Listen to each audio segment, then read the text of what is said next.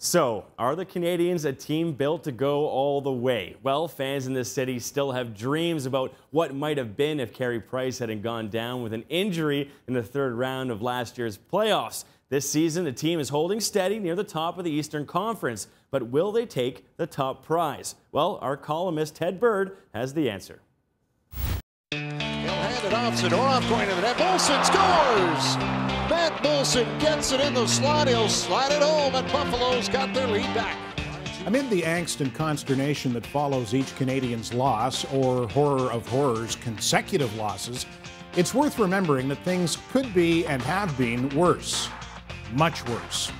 The Canadiens are fewer than 3 calendar years removed from a last-place finish, and in that relatively short span, they've evolved into a legitimate Stanley Cup contender, due in no small part to the maturation of Carey Price into the best goaltender in the game.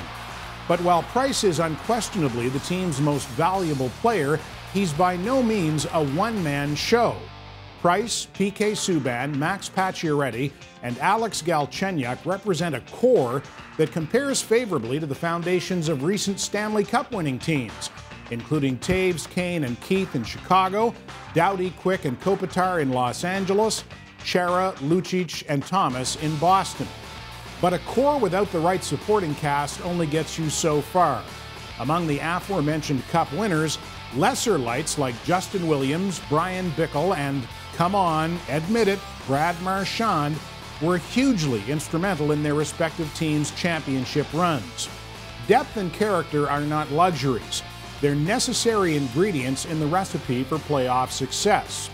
Even when Patrick Roy was backstopping them to their last 2 Stanley Cups, the Canadiens still needed the timely heroics of depth players like Claude Lemieux, Brian Skrudland, Paul DiPietro, and John LeClair.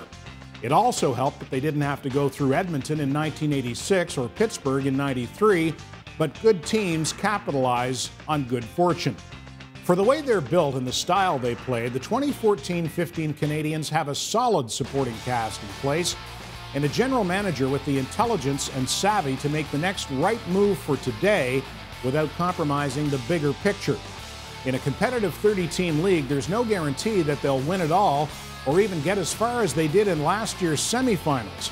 But the dark days of yore are but a bad memory, now and for the foreseeable future. For Sportsnet Central Montreal, I'm Ted Bird.